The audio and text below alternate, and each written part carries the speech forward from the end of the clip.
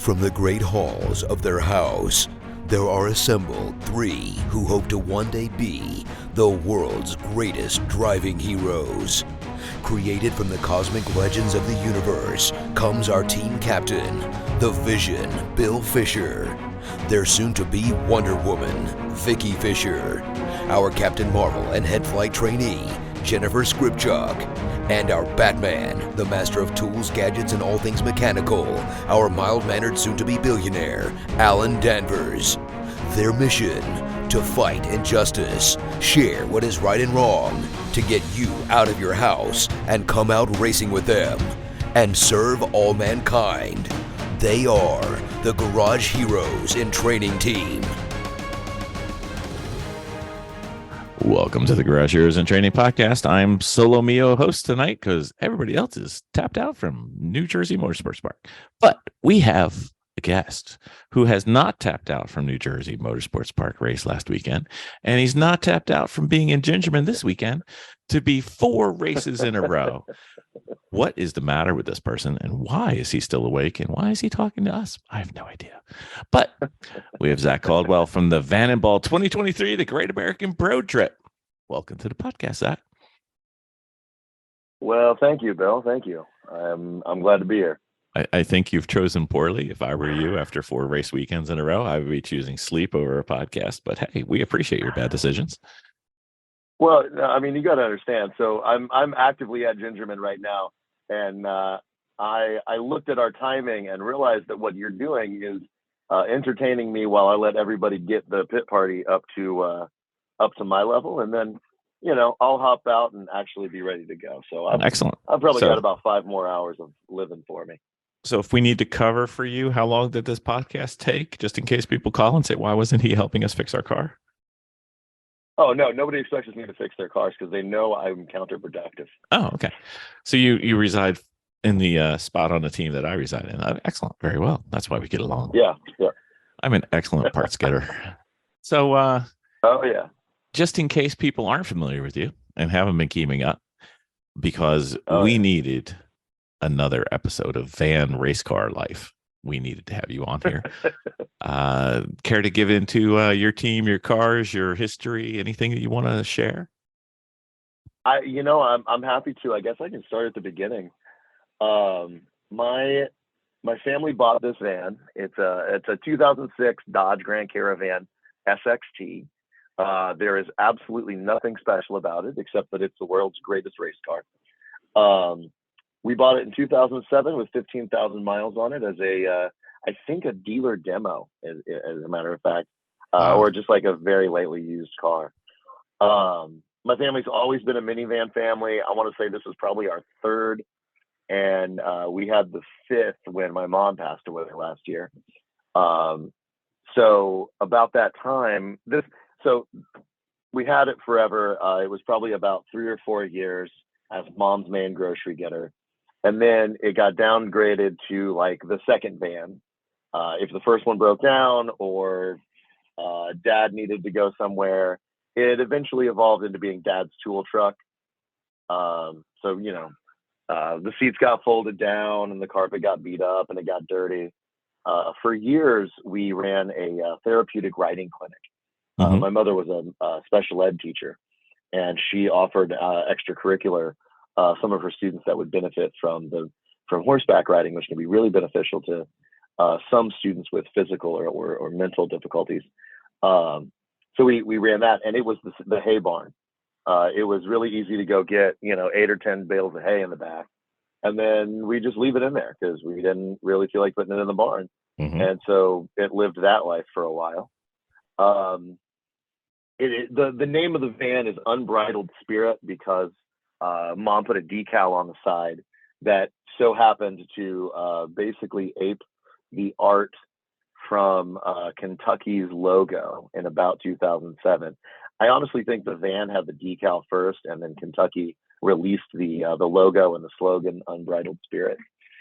And that's the story we're going with. It was so, it was absolutely kitschy. It's hysterical, and so I keep I try to keep the horse on the paint scheme because it's a big part of the van story. Mm-hmm. And then the last life it lived, it was a chase vehicle about once a year. My brother worked for the YMCA in Kentucky, and one of his jobs was acting as support for a statewide mission trip they did every summer. If you can imagine, they'd take about 30 of the best kids in the state, and these are kids that do, a lot of volunteer work, a lot of, just kids that really show that they care about serving others. And then we huck them all in a school bus and drive them around the state, basically doing like half adventure vacation and half service trip. And so the bus is filled with kids, and the van would chase and do, carry water bottles. And if a kid got hurt, they would take them to the hospital and all of that. So this van probably chased, some 500 kids or so across the state of Kentucky for a couple of years in the early 2010s. And then it sat in our backyard for a couple of years. And last year we had some money and free time came into my life. And I looked at it and decided I wanted to turn it into a lemons car. And so we did. So 4 weekends in a row. What did you? We did New Jersey. We shared New Jersey last weekend. But what was the run of 4? Okay. So the Vannonball was originally a 3-week trip that I planned, where I would drive coast to coast and race lemons as I did it. The first stop was in Thunder Hill, in California. We did pretty well, 88th out of 120. Not fast, but we finished the race, took the checker. I think we did really, really well and performed admirably. Had a lot of fun with those guys, and wrapped up. And because the van ran, there was no problems. I just hopped in it, and I people think I'm not. I feel like I am so aware of this, people don't know it because I forget to tell them. I drive the car on the highway. I drive my minivan race car, which is still street legal and registered. I've driven it the whole way. So I drove from Detroit to Thunder Hill. We raced Thunder Hill. Thunder Hill went pretty well. I spent the night in Reno after that, and then took a couple of days to get to Denver, where I prepped the car for the race, and we raced High Plains, and that went really well and then really poorly. We led Class C most of the first day. In the wet, the van has a lot of advantages, and it's actually pretty quick. As it dried out, the other cars caught up, and we lost our position. And then we started having brake failure, a lot of brake heating issues, because I did not realize this. Thin air in air-cooled components is a massive part of the equation. And High Plains is raced at about 4,500 feet.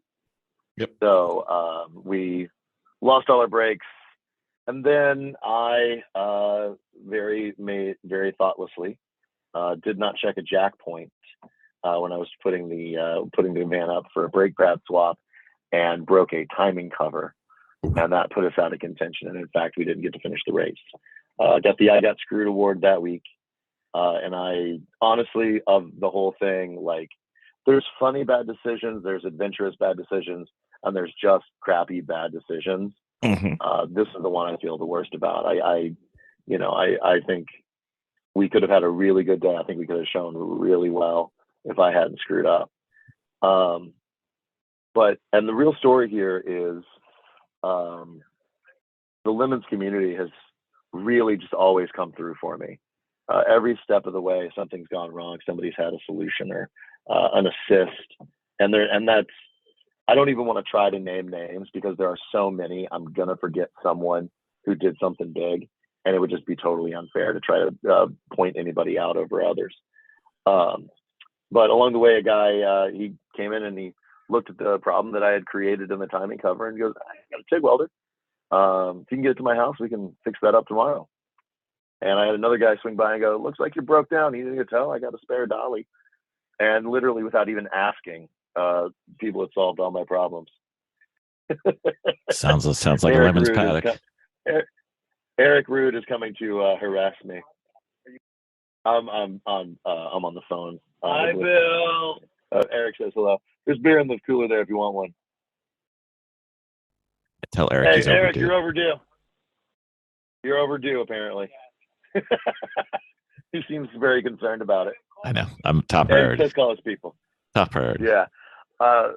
So yeah, it's really one example of what's been really amazing about this trip is, you know, I was at my wit's end. I was, you know, my hope at the end of High Plains was that the track would just let me crash in the car overnight so I could rest and form a plan.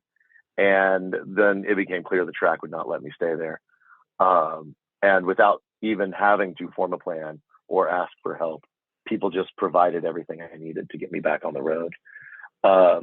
So Monday we got the car to the guy to do the repair on the TIG, and it took about 3 hours. And I did some yard work for his honey-do list in exchange for him working on my car because I shouldn't touch the car. And about 3 hours later, I was on the road to New Jersey. Very gratefully, That's right next door. Biggest, right. Two yeah, miles. it's right next door. 2 miles. Let me see if I can remember this exactly. So I started in Detroit, and it was about 2,100 miles from Detroit to Thunderhill. It was about 700 miles from Thunderhill to High Plains, and it was about 1,700 miles from High Plains to New Jersey. Yep, that's about right. The biggest physical challenge of this entire thing, and there's been a number of them I did not expect, truly just physical difficulties to completing this thing. I was altitude sick the whole time. I from like Utah until I got to East Kansas. I was just so sick. I couldn't sleep. I couldn't breathe. My brain power was limited. I do not like being at altitude. And I know you guys this is an audio medium, so people can't see me, but I'm a hefty boy. I'm 6 foot, over 300 pounds, about a 3X t-shirt size to give people an idea. I am not svelte. Luxury mammal. Luxury mammal indeed. And I know they can't see me, but I am right now wearing a open Hawaiian t-shirt or open Hawaiian short sleeve button up, sitting in the van actually doing this interview. I feel very luxury mammal right now, and I'm enjoying it very much. All that's missing is Florida. Florida and I do very well in small doses. I did another trip like this last year. I bought a motorcycle out of Port St. Lucie and did 4 days driving it back home, and just love Central Florida on a motorcycle. That aside, we left Denver with Tig and JB Weld holding my radiator hose into the timing cover, and I'll tell you, my coolant hasn't gone above quarter gauge the whole time. That repair is now 3,000 miles old and has given me no problems. 3,000 miles is a mixture of street miles and track miles too, so it's a little bit more. Street and track miles, yeah. So I got to New Jersey rather uneventfully, pretty easily. Biggest problem was started having some brake fade issues in Jersey, just because, you know, these brakes are being my biggest issue. But we got there. I've got talented people there that met me. A couple of brake pads, a couple of new tire setups.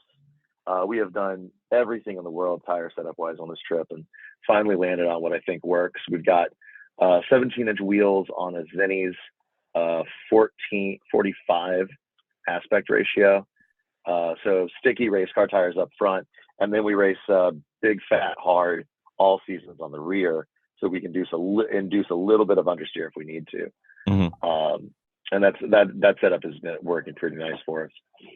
We got to New Jersey, and New Jersey was a great race, but we had a huge variety in the talent and confidence of our drivers.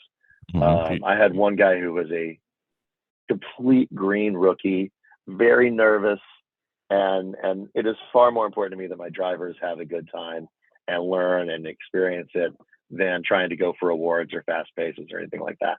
So he was literally turning like 3.5 or 4 minute laps, and we were feeling pretty good about it. But that kind of held us back. And then more brake problems meant that everybody had an off. I had a very good time on our third black flag. Each of my drivers on Saturday earned a black flag. So we got them all saran wrapped to the top of the car and drove the paddock with the megaphone. And I had a really good time roasting them for being bad drivers. They can't keep a minivan on a racetrack. And then I went out and immediately they were going for fast lap, you know.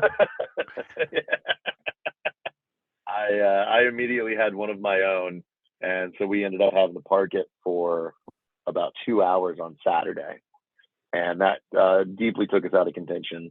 And we tried to focus on slow, steady, consistent laps on Sunday, and we finished the race, and that went well. Now, like I said, this was supposed to be 3 races, coast to coast, California to New Jersey, and then I was going to go home. But then I got called up at the award ceremony, and Bill, you were there. Yep. I'm not sure how many people got what was really going on. What they heard was Eric Rude offer me free registration to GingerMan. What he said was, "Hey, Zach, why don't you continue making bad decisions, coward?" That's what he really said to me. You didn't see it. It was all subtext. But I can't back down from a dare. So what happened was I was planning on going home until Eric told me I was going to GingerMan instead. And I had to figure out how to put together a race and drivers and another 700 miles and a race worth of gas money in a week. And that has been a fun little challenge, let me tell you. But we did. I managed to get here. I got to GingerMan about Tuesday, found a hotel room, and actually did not leave the hotel room except to go grab lunch for Wednesday. I took 2 long, hot, soaking baths to try to get my muscles to agree with me. And I got here yesterday, and we're having a blast. I've already hit the paddock party hard. The potluck is going excellently right now, and everybody's having a good time. The weather is beautiful, if just a little chilly here in Michigan. Well, it's better than the other side. Yeah. So I'm sleeping in the van as well. I hang my hammock up from the tailgate and the roll cage. Oh, spectacular. And, nights when it's 55 degrees and there's just a little bit of wind, I sleep very, very well. And I kind of really enjoy it. I would say you're going to have, I think GingerMan's one of those tracks where it gets just, when it says dark, it's dark. So. Yeah. Had you been to GingerMan? Had you been to GingerMan before? No. As a matter of fact, all 4 races are the first time I've been to that track. Oh wow! So let's have a track review. So I actually didn't get to race High Plains. Really? It's because you're too busy breaking the van. Drives got to. I was too busy breaking the van. I did not get a chance to go out in High Plains. Thunder Hill.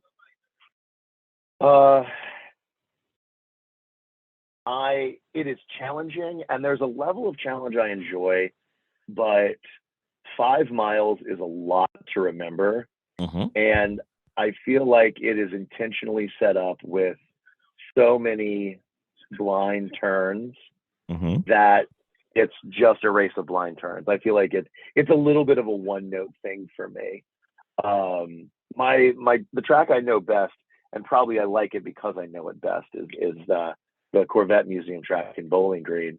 And I can think of a couple of turns there that I really, really enjoy doing. But there's a variety of things. You've got elevation changes, increasing, decreasing radiuses, things like that. And Thunder Hill is fun, and it's a challenge in its own way. But I did not enjoy it near as much. Okay. New Jersey, I'm trying to remember what New Jersey was like. New Jersey, my only problem with it is it's so narrow. There's not a lot of passing room. And for me, passing room is a different consideration. The van is basically a roadblock, and I have to think about passing as a way to let people get past me so that the race can get around me. there's a photo on Facebook I saw yesterday, which was just absolutely hysterical.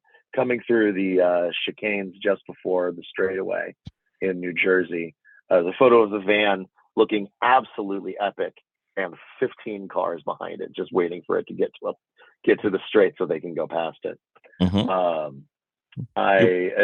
It's amusing to me and part of the challenge. You are a very large chicane. It's true, and there's part of it where my attitude is that we all paid the same registration fee, we all have the same right to the track, but I'm also not trying to make enemies, So I try to be considerate enough that everyone enjoys the van being at a race. Oh, for sure, and not, I got you. You did a good job on that, so that's fine. We had a great time.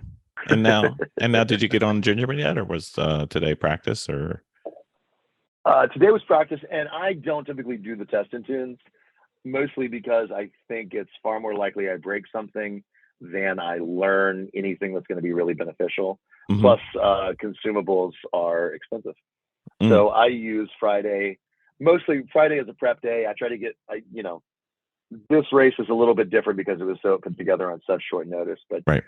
Friday, I like to be the day we get the car prepped. We all get together.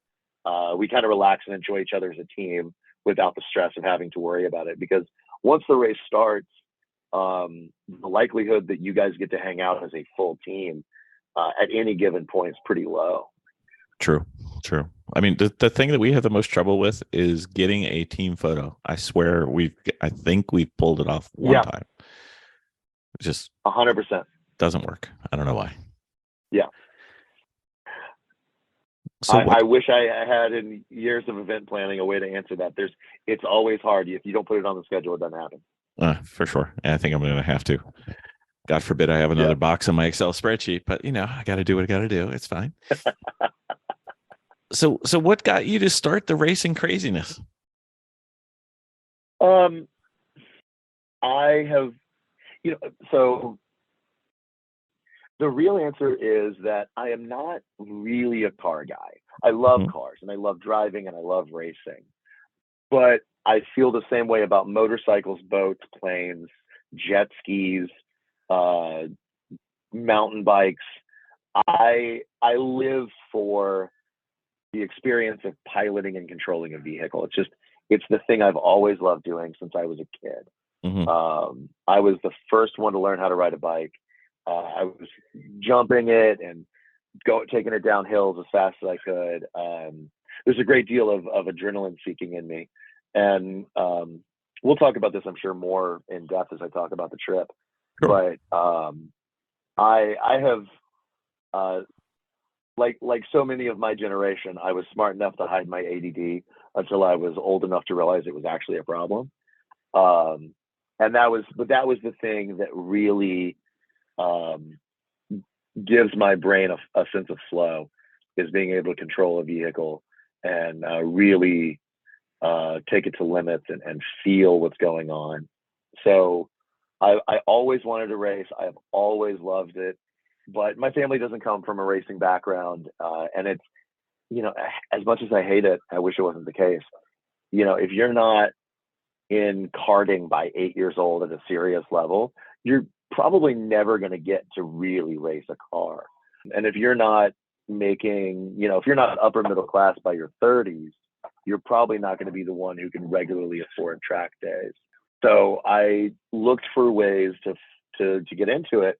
And I found out about Lemons in about 2014 and crewed with a team out of Pennsylvania a couple of times until I moved away, and learned enough about Lemons and fell in love with it. And then a couple of years later, 2022, came into some disposable income and decided that I was able to come back and do a thing in Lemons. So it really was just, I'm still in a lot of ways that 8-year-old who wants to see how fast he can take his bike down the hill. Right. But now I've got, enough time, money, and resources to be able to do it this way. Mm-hmm. And the next time and the next chance I see to do something else, I'll take that one. I'm really hoping to get my my pilot's license this year. And the one thing I'm really hoping I can figure out how to do is build and fly an ultralight sometime in the next 2 years. So. I was going to say, if you can count on racing to take care of disposable income, but you look like you're trying to dispose of it in multiple ways. I love burning money, dude. I am so good at it. I am so very good at spending money. Mm-hmm. Well, we see ultralights and parachutists and what are they? The squirrel suit dudes. They're at the place where we work on our cars all the time. So if you ever want to fly by, just come on by. We'll wave to you. And we've got drinks and freezy pops and other things at the hangar. So come on by. I mean, I always think about big long trips when I have a new vehicle, and doing a long distance ultralight trip would just be absurd, and could be a lot of fun, I think. Absolutely. There's no doubt about that. We can come up with crazy, stupid things. That's fine. So with Lemons, have you always been van life forever, or have you tried some other vehicles? No, this is the only car I've ever driven in Lemons. I honestly, just temperamentally, I am not very competitive. Mm-hmm. There's not a part of me that wants to be the fastest or the best. It's just not what interests me. Cars that are unique, cars that are either very, very well designed to be doing what they're doing, or so poorly designed that the effort to make them do it is interesting. That's what really captures my mind. And I can't afford to build a really, really good endurance racing car. What I can do is suffer the slings and arrows of racing a very stupid car. So that's what I do. If somebody offered me seat time and something else, I might take it, but I wouldn't kick it out of bed. But it's just not what interests me. Yeah, we up till this point, I think most of our team has been focused on the competition within ourselves, like trying to do better, each of us, as opposed to against the other cars on the track, because we started at zero, and I think we've moved off zero, but not as far as we'd like. I mean, really, the way to see what I'm doing is this is the cheapest possible way for me to get to hang out at paddock parties. Yeah. And that would not be a bad way to understand this attempt. I don't know. I think Soggy might have you beat. He just buys a couple of pounds of bacon and done. I can literally see Soggy making bacon right now. Exactly. I can smell it. But that's that's the other part about that I really love about this community is, there's nowhere else where a guy like Soggy would be as nationally known as he is. Mm-hmm. So many of these guys are just, and the women too, but and in New Jersey was notable. There was just a really, really strong presence of women there, mm-hmm. Which I really like. I wish there were more women in the sport. So I'm conscious about when I say guys what I mean, but mostly it is guys. This is just such a community where people that I they're smart and they're weird and they're interesting and they're creative, and somebody shows up here with a car that they've just paid for, nobody cares. But you show up with a Plymouth with a Jaguar underbody, or a Rolls Royce with a Viper engine, or a minivan, and all you've done is put a roll cage in it, and people are really interested and think it's cool. This is a very unique community, and I basically consider the money I've put into this just a price of admission to be a part of it. Sure. Did you get a chance to see the dual engine vehicle at Jersey? Oh, yes. So like I said, I'm a motorcycle guy too. And one of my buddies did own a drag prepped 1250 Bandit that had the engine of mm-hmm. that car. And he and I spent probably 2 hours chatting about how cool that was. I didn't get to see it run. I did get to look at it sitting still. And that's exactly what I'm talking about, is these absolutely absurd almost intellectually nihilistic builds that are just there because they can be there. I am a big fan of that car, and it was really well built and really interesting. And I'm glad I got to see it. That was a really, really cool car.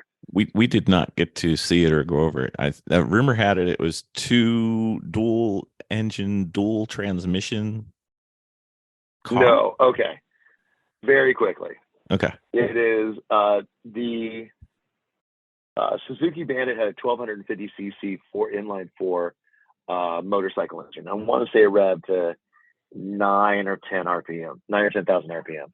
What they had done is they had put two of them side by side, shared intakes, shared fuel inputs, shared throttle controls, and then of course the transmission. Yeah, there was dual transmissions. Now that I think about it, there's actually 3. So what they would do is they would set both engines in the same gear manually, and then the sprocket would go to a shared axle, and they would both be driving the same axle, which basically acted as a PTO straight into the car's transmission, which they could control from the driver. And I can't remember what car it was. It might have been a Fiesta or something like that, something in line of a very, very small little Econo box. Right. But the interesting part is, because it's all chain drive and mechanically linked, the engine syncing up actually isn't that much of a concern. So the faster engine will get engine braked by the slower engine, and they're close enough that that's not going to cause too much damage. They had some other problems. I don't know if they ever got both running at the same time, but just an absolutely interesting exercise in engineering and looking at the build quality. Unquestionably good build. So it's the if for those playing the home game, we didn't talk about this one on our review episode. It's kind of like the Lemons version of the Hot Wheels twin mill personified. I mean, yeah. So it was fantastic. I saw that coming by. I was like, that's amazing. Fantastic. So since we share the interest in I don't want to fix it because I will most likely break it. We know where your residence within the pit crew goes. What about racing philosophy? Is that something you get into? Is that something you think about? Is there something, we have a bunch of them that we talk about, amongst ourselves or for ourselves, and some of our guests have some things that are pretty witty. Anything related to that? Not overarching. My real goal is to have a car that anybody can drive, that anybody can fit into, and is not competitive to the point where I can put rookies into it without question. And knowing that everything will be okay. Right. Racing is really the furthest thing from my mind at any given point. Our real competitive, maybe if I have one, I couch it in competitive advantage, which is kind of that's the thing I think about in my work life. But our competitive advantage is parts are incredibly plentiful. Yep. We have a big gas tank and a very low burn, and we actually have substantial power on tap, even countered by our weight. Yes. So the way that we can be successful, if this is maybe an answer to your question, our ability to be successful relies on things that long driver stints. Ideally, minimal driver changes means that we only change when we have to fuel.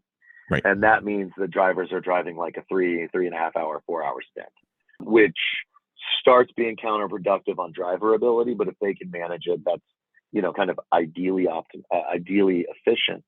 But then the problem becomes, if I get 4 hour stints, that means I really only get 3.5 drivers per race. Right. And that's not, and really I'm trying to bring people into it. And if I'm trying to get, if I take the half stint, I've only got 3 drivers. That's not really accomplishing what I want to accomplish. Right. So that's, it's a balance of the cultural decisions that I consider really important to what I'm trying to do and what makes me happy, countered by, one of these days, enough Class C cars are going to break down, and it's going to be wet enough that the van will be competitive, and I'll get red misted, and I'll just start yelling at people until we win.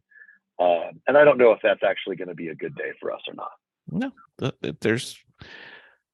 there's something to be said for, the one race we won. We never looked at the race hero or race monitor until like Sunday afternoon, and it was like, how did we get there? Let me just we never know. Stress is not something I like on the track. Okay, so let's hit a few of the Fast and Furious Story Time questions to wrap this puppy up and get you back out to GingerMan where you need your sleep. Oh, where are you racing next weekend? Because I'm sure that Eric will guilt you into going somewhere else. I want you to shut your mouth. Okay, I didn't text him already. I mean, sorry. I want to go to bed. Nope. I am so broken tired. I am broke and I am broken and I am tired. And if Eric Rude looks at me and goes, there's a champ car race next week you could go to.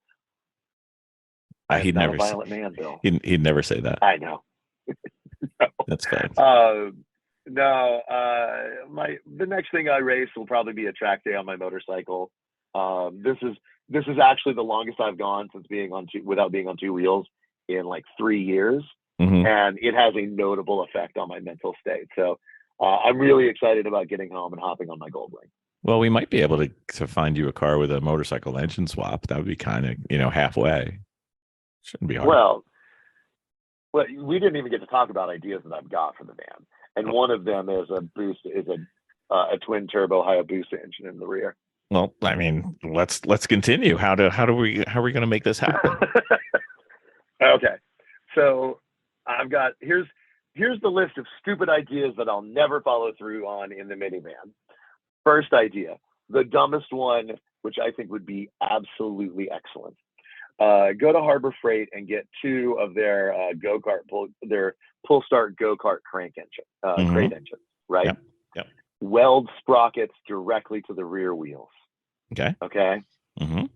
And let the belts, have like a centrifugal clutch or something that would act as just enough differential with slippage that you could make it happen. You're going to add maybe 30 horsepower to the system. They're never going to be useful at speed, but it would, I think, be the first 3-engined Lemons car. I believe you should just call your ear doctor now because you'll be deaf by the end of this race. But go on. We'll weld up some firewalls. And then I've always thought, if and when I finally blow the 3.8 in a big way, it would actually be really beneficial to pull all the weight out of the front, put something in the rear between the down tubes, and convert it into a transaxle rear wheel mid-engine car. The question is, and there's enough space back here that in theory, with really good fabrication, you could put as big an engine as you want. So I don't know what the biggest transaxle out there is, but it would be something like that. And I think that would be absolutely sick. Plus, we could figure out some way that the transaxle bolts under the unibody, so that when we need to work on it, we just pull the bolts out from the top and lift the front of the back of the car up like a funny car, and the transaxle is just sitting there fully accessible. See, this is why you don't work for an OEM, because you're thinking about how to repair things. They don't think about that stuff. I'm like, how did you think I was going to get to this? So this is not going to be useful for the podcast, but I think this will be interesting to you. I have half an MBA, and one of the classes that we took was we had to build a major business, just as a concept. And what I developed was a car make called Yours, Y-U-R-Z. And my argument was that basically makes now exist not as car manufacturers, but as repair capturers, right? They sell you a product they know will need repairs, and they make their money on the repairs and all of that, and selling all the parts and things like that. And there is a way to quantify that where it's actually incredibly costly for the user. So my plan was, and actually I have a KLR 650, And the KLR 650, outside of like an intensive engine rebuild, can be disassembled and put back together with about 8 tools that all fit in the toolkit that the bike comes with. Right. And there is no reason practically that a car can't do that. Now that we're looking at EVs, basically the skateboard chassis now. There's no reason that you can't do a fully repairable car that uses, a limited number of tools that are known to the user. And then it gets a little bit more interesting if with the purchase of the car came a 3D printer that could in theory print parts for the vehicle at home for you. Mm-hmm. And that concept is a complete non-starter in the real world, but I think would be very interesting and would be a lot of fun to run. But I don't have $1 billion and I don't feel like running a car company. But that was one of the things I thought of. And I think it would be really, really good idea. I don't know how we got here. That's okay. This is a podcast. We wander. Everybody's always like, well, this is going to be absolutely of no use to the podcast. And I'm like, I just leave it in. It's fine. Yep. It's fine. Less to edit. The only thing I know is when I'm the only host is I know the host isn't going to have to be edited because I don't torture myself usually. Captain's log supplemental.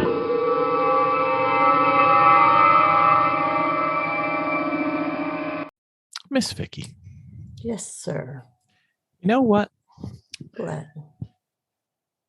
I've been thinking about this Sentinel system. Yeah. Tell me about the Sentinel system. So what I was thinking was we have the one car that's got the aim dash that's slowing us down. Because installing the aim dash is actually, it probably is easy, but it's quite hard the first time. And we haven't figured that out yet. The Sentinel system is really easy to set up. So what I was thinking was, why don't we put it in the Lemons car? And we'll worry about the aim data information separately. And we'll kind of break it down into a project. Because then we'd have the motorsports video system that we really, really want, and we'd be able to stream it. We just won't have the data inside, but we have the data outside, so we can combine them later. But I think that's a really good solution. So what does this Sentinel system do? Well, if it had the aim data, it would have all the data on the screen, and you could see all their telemetry and everything live. But we'd be able to not only record it for viewing after the race, but we could actually watch our car during the race. Ooh, like on the monitor and everything? On a monitor, if you were at home and I was at a track, or if you were at the track and I was at home, depends on who gets the little short straw, but we'd be able to watch each other. It's something I've always wanted to do. And you know what? If you're driving, you know what you can do on the Sentinel system? What's that? You can communicate to me with your hands, and I can't do a thing about it. Even better. So, if you need to give a wave or a Jersey wave, whatever you need, we could save it and see it on the screen. And then you can have up to 3 different cameras, and it'll have picture in picture. You'll have the basic main shot out the front window, and then 2 cameras where you put them wherever you want. One could be on the driver, or one could be on the rear view. It's kind of cool. Then we can upload it onto YouTube. We could bore millions of people on YouTube. I love it. All right. Very well. You know what the only downside I see about this? What? Your mom and my mom are going to be panic stricken the entire weekend watching this thing to see if everything's going well. This is true. We probably shouldn't tell them. I like the idea of having a Sentinel. Mm-hmm. Well, luckily we have maybe 2. Depends on how things go. We're going to try. All right. That sounds like a plan. That's the project. We got to get that ready for the next race. Sounds great. All right. Very well. Thank you, ma'am. All right. So let's see. You're kind of a Fast and Furious storytime questions for you are tricky. So let's go with okay. What is we'll do Vicky's favorite. What's your first car, and what was the worst car you've ever had? So my first car was the worst car. Usually is. A 1987 Blazer with a 5-speed and the 4-cylinder. I don't remember the displacement on it. When I was born in 1987, so it was a 16-year-old car when I got it. Mm-hmm. My father is and will forever be an S10 guy.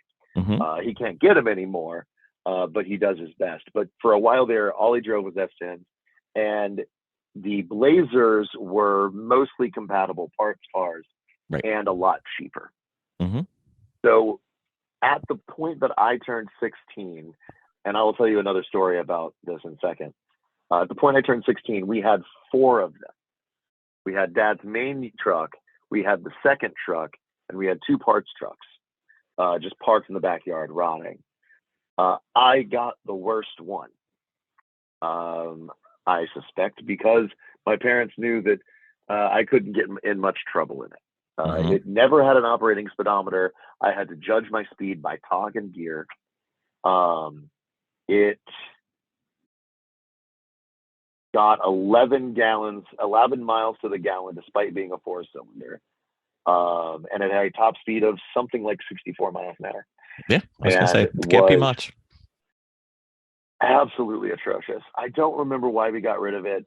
I think I just got tired of it, and I ended up in a Nissan Stanza. And if it tells you anything to say, the 1990 Nissan Stanza was an improvement, that will tell you how terrible the car is. That's just sad. But Bill, here's the problem. Mm-hmm. My first car was supposed to be a 1985 280 ZX 2+2. It's so close. They're almost the same. Almost the same. Yes. My mother is actually really the car enthusiast. My dad is very much kind of the car guy, kind of the truck guy, kind of a manly man. Likes a truck. His baby right now is a 1956 Chevy with a big block, which I cannot name the size of, but he's in love with this truck and it's beautiful. But he's not really a car guy. Mom was a car guy, always had a fun car, and her toy car when I turned 15 was this 85, maybe an 80, 280 ZX in beautiful maroon with a 5-speed. Great car. Today, legitimately one of the coolest cars you could own. Right. And she taught me to drive a stick in it, and then asked me if I wanted it when I turned 16, because she'd had it a couple of years and she was moving on to something else. And I said, this stick thing's kind of a drag. Nah, go ahead and sell it. Fool. Yes. Listen, okay. There's a lot of joking in my life about bad decisions because I make a lot of them, mostly for the joke, the laugh, and the adventure. That was legitimately the worst decision I ever made, non-tattoo category. I was going to say, thank you for coming on the podcast. We'll talk to you later. No. Yes. Okay. Well, we're gonna move on from that because that's just depressing. Okay. What is your? I'm beside myself right now. There's 2 of me. That's not good. This world doesn't need 2 of me. What's your race car number and why? Current number is 49 because it's my mom's birth year. Okay. Very well. And I'll be totally upfront. This trip was really a chance for me to process her death. And I think about her a lot in this car. It will always be her van. Sure. She's in the passenger seat, even if there is none. That's fine. She'd be beside herself. She'd be so terrified of me the whole time I was gone. Exactly. That's part of the fun, though. Well, I was going to say, what's the car that got away, but we don't need to cover that. That's painful. Actually, I got a story on that one. If you don't really mind. Worse than the other one? Yeah, I'm getting depressed on these. You better stop. I have a lot of sad car stories. So the car was a yellow 1999 Dodge Neon base, and I loved it. No, I'm sorry, it wasn't yellow; it was red. Because I had a yellow Cobalt in the same kind of style. And that was kind of the style of car I owned for a long time. Those, mildly sporty, economical, compact coupes. But the Neon, the first one, I don't think it's the car I ended up in directly after the Blazer. I think there was a couple. But the Dodge Neon was special. Really? We got it. When I was in high school, I had a girlfriend that I was really, really in love with, and I was all about. And the day of her prom, literally like before I went to go get the tuxes, we had a chance to see this neon, so we went and checked it out and actually bought it that day. And it was just fantastic. Mechanic owned, low miles, really, really great purchase, and we got lucky on it. So we took it home, and I literally drove it home, parked it, and I went to prom. And we went to the prom party. We woke up the next day, and we were all soccer players. And so we went to play. We had a soccer game the day after prom. Mm-hmm. And it was funny because I remember playing the game, and I noticed my hangover kick in about halfway through, and I watched my teammates all hit the same thing. And I remember this because about 10 minutes into the second half, I get slide tackled badly, and another player breaks my leg, break my tibia just above the ankle. Mm. And I go down hard, and I end up in the hospital, surgery. I'm on Vicodin like nonstop for 6 weeks.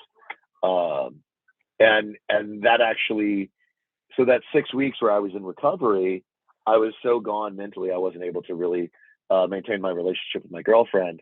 And she was going to college that year and I was not. And that was just enough friction that we ended up breaking up. And I still hadn't gotten to drive the car I had just bought because I broke my left leg and it was a stick shift. Right. So all of this happens before the car I bought, I actually get to drive it.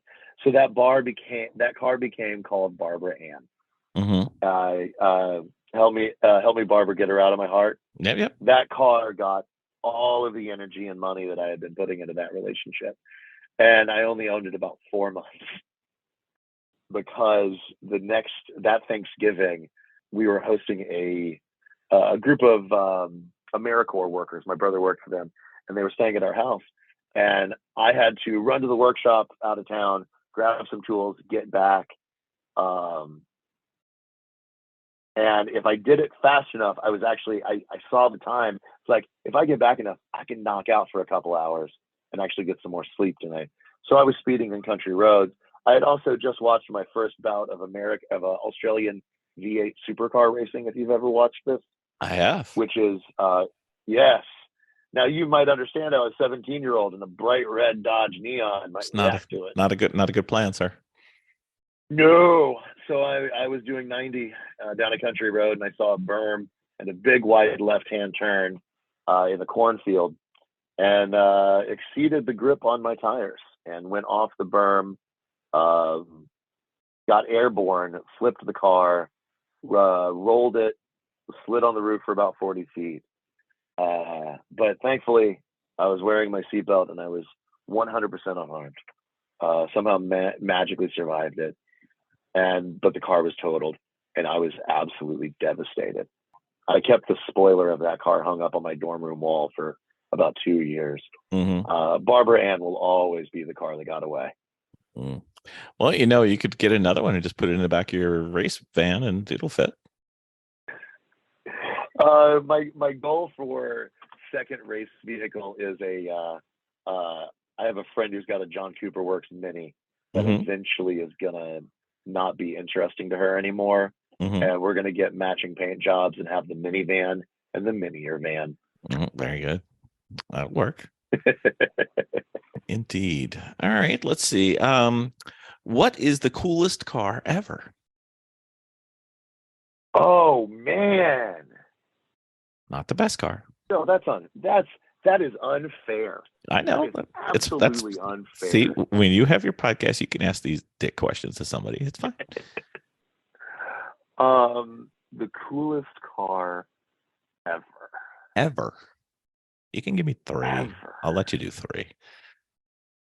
I don't even know if I can do that. You can change your mind next time we come back on. Actually, no, I have exactly one answer. I have exactly one answer, and I will stand by this answer. Okay. And I will stand by it very firmly.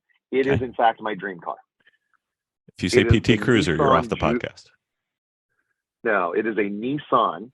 Uh-huh. It is a Nissan Juke. It is the Nissan Juke R. Are you aware of this car? Up until the R part, I'm very much aware. So let me defend this, and I really think I have a good argument here. One, I really like the way the Juke looks. I think it is weird and funky, but I like a crossover. I like a taller compact. I just think they're cool. And I've been inside of them, and they're comfortable. They're really nice.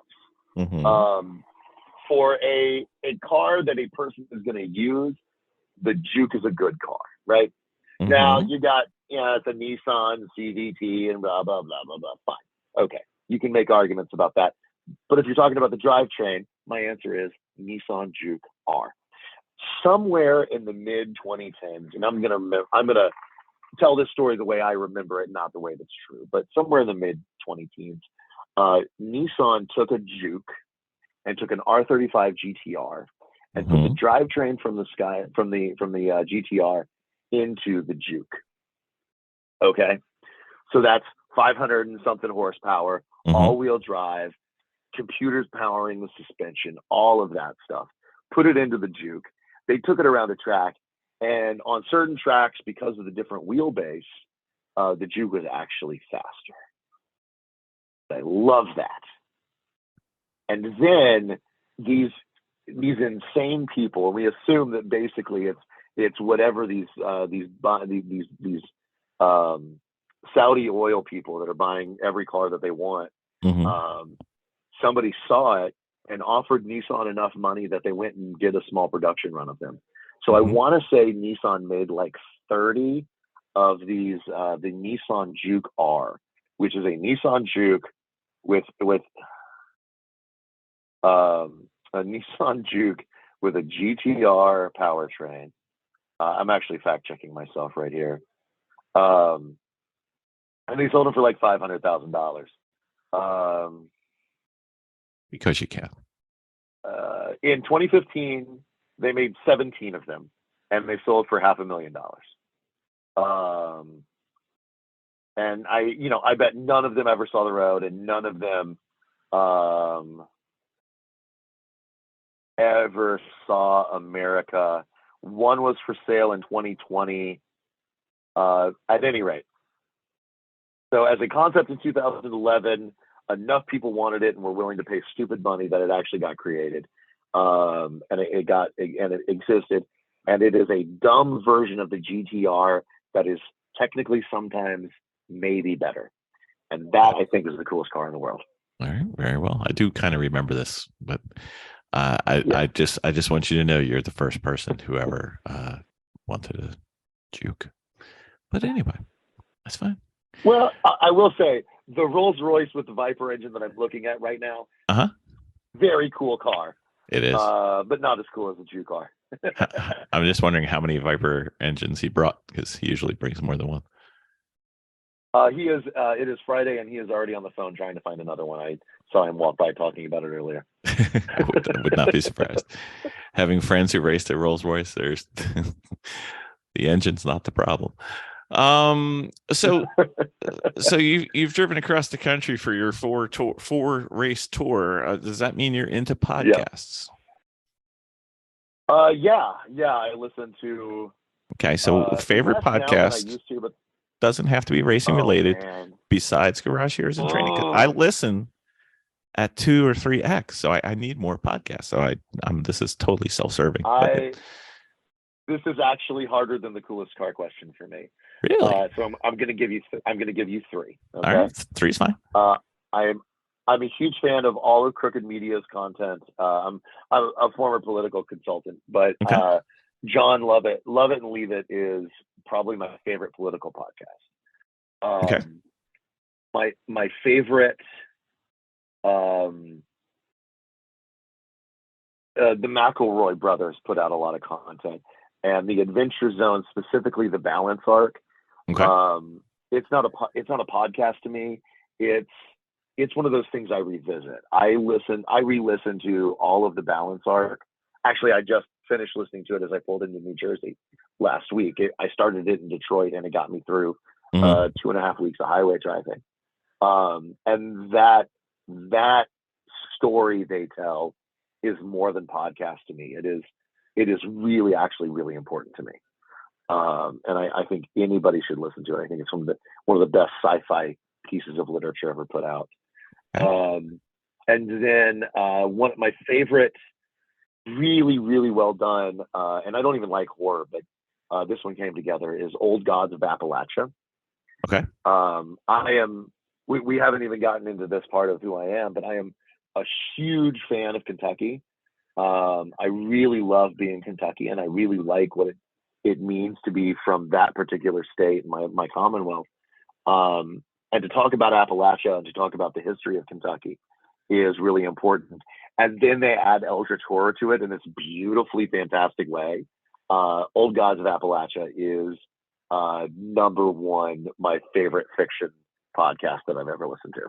Oh, we have a podcast coming that you'll be proud to listen to then, but it's not done yet. We'll get there. Okay. All right. Favorite Saturday Night Live cast member or skit? I did Matt Foley just this afternoon. Okay. I did. There will be video in the wrap up of me doing Matt Foley as a vacationing itinerant journeyman corner worker because I couldn't find an ugly jacket. But the actual answer is Stefan. Okay. That's a double. Okay. All right. Let's see. What car would you want to switch into? It's lobster in a diner. Okay. It's your podcast, man. All these Fast and Furious questions. You can ask. Fast and Furious questions are rough. I know. We try to make this painful. That way nobody has to come back on. But that's okay. We bother them anyway. Okay. So, what car have you raced against in the past that you want to switch into, and at what racetrack? Oof. Ooh. So,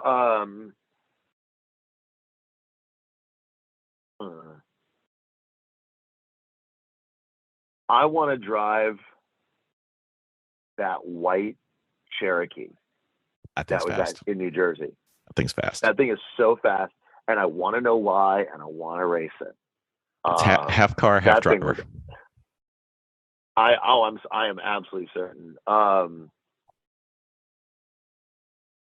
Yeah, I think that's about right. Because the only thing in this world funnier to me than a minivan being on a racetrack is a Jeep Cherokee being fast on a racetrack.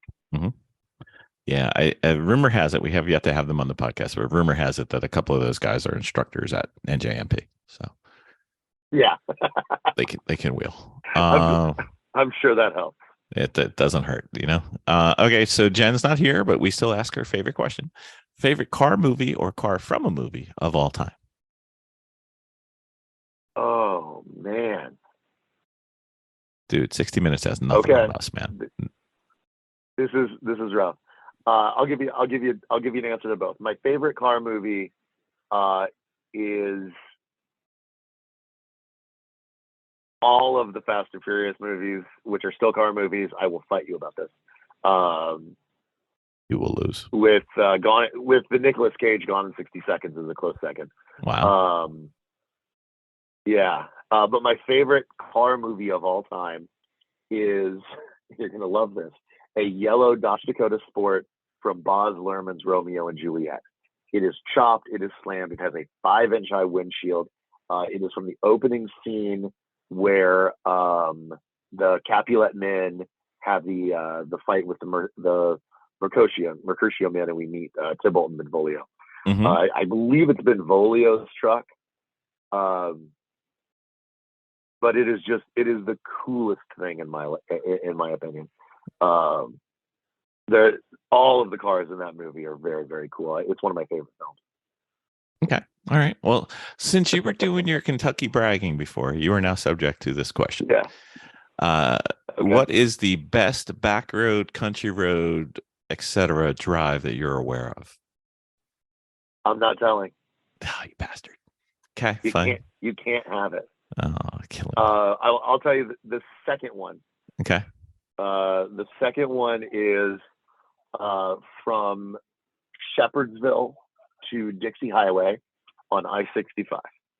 That's a good one. The Shepherdsville exit on I-65 to the Dixie Highway. You've got switchbacks, you've got mountains, and there's a Dairy Queen on both ends. There is. All right, luxury mammal. What is your favorite thing to order at or near a track?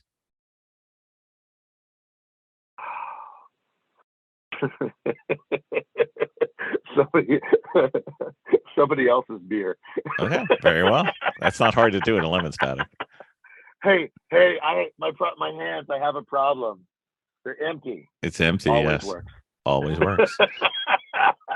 All right, here comes your last one. We're wrapping it up. Oh no. Okay. What car would you want to wipe away from history? What car would I want to wipe away from history?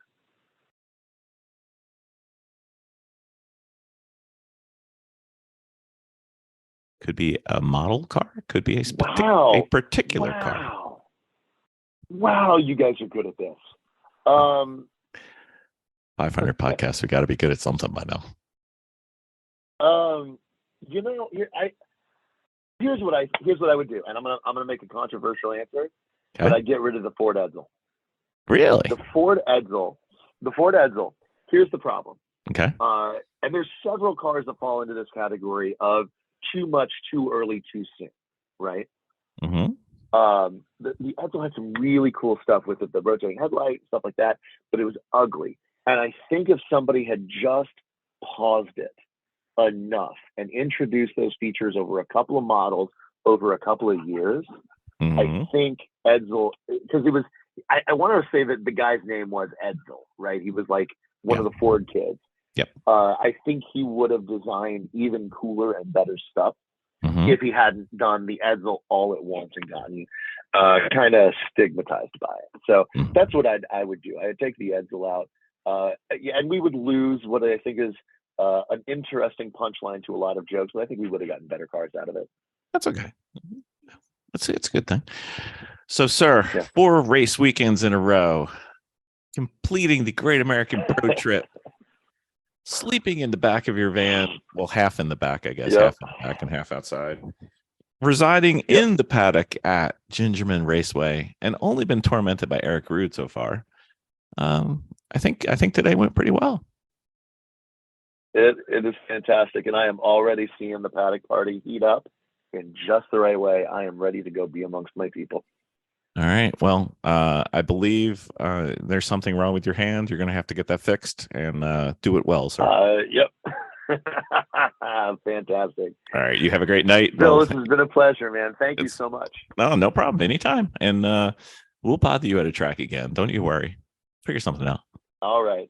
All right. You have a great time. Enjoy GingerMan. GingerMan is one of our favorite tracks. It is spectacular. There's only one place you can hit anything.